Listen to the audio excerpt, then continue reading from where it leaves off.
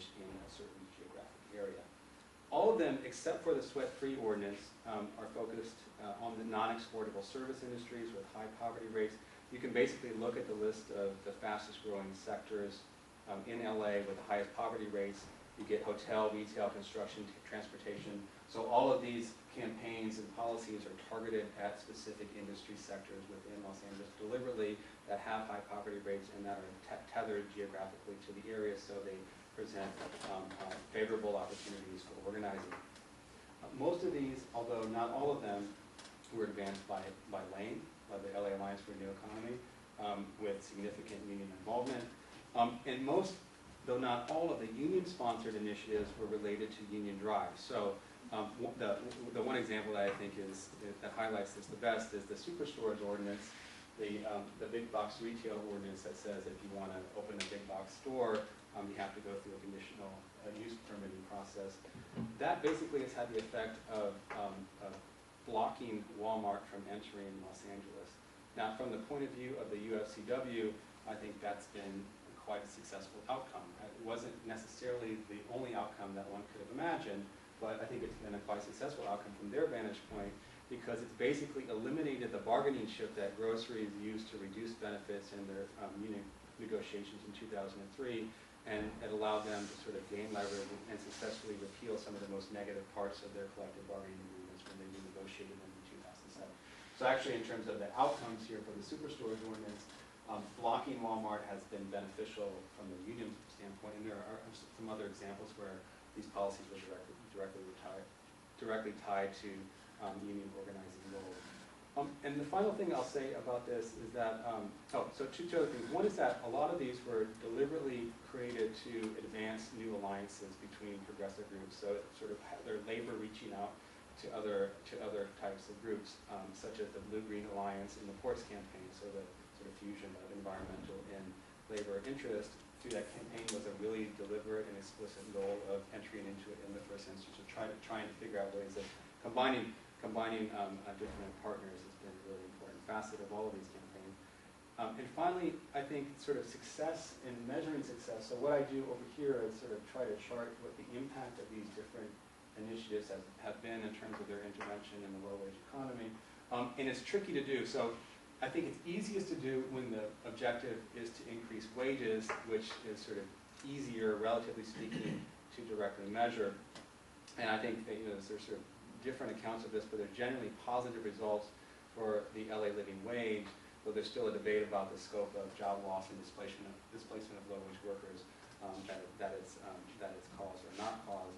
But for most of the others, so if you're looking at most of the other initiatives here, it's important to note that I think all of them are tied to the local development process.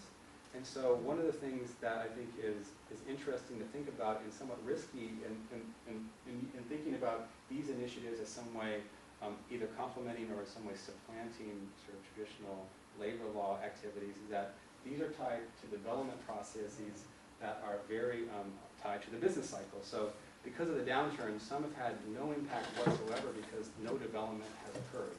So this is a good thing, as I suggested, with respect to the superstore ordinance from the point of view of labor, but it hasn't been so good with respect to these community benefits agreements, which only go into effect once, they go into effect when the development is completed on the labor side and workers are actually hired into the project. Now, the first one that was actually done was the Figueroa Corridor Community Benefits Agreement, which is tied to the development of the LA Live Center downtown. Now, that agreement was entered into in 2001. It's 2010. LA Live is almost done, but they're in sort of phase 3 of the development, and so it's not actually quite done. And all of the sort of the retail-oriented businesses that are going to actually be the most affected by the requirements within the agreement to pay living wage to the workers in the project haven't come online fully. So we just don't know what the impact of the CBA is going to be on the central issue of improving labor standards within the most vulnerable sector of the jobs, which is the retail job. And these other ones, basically the Grand Avenues, there's an article in the paper over the weekend about it, there was a community benefits agreement negotiated, but it's still, because of the recession, it hasn't been broken ground.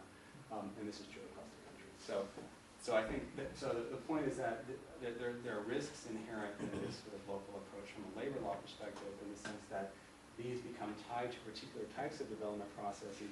And of course, a recession, I think, is always bad for jobs, but when the production of good jobs are specifically tied to sort of one type of development project, the risks are really concentrated. I think I want to stop there and sort of open it up to questions, and thank you for your attention. Thanks.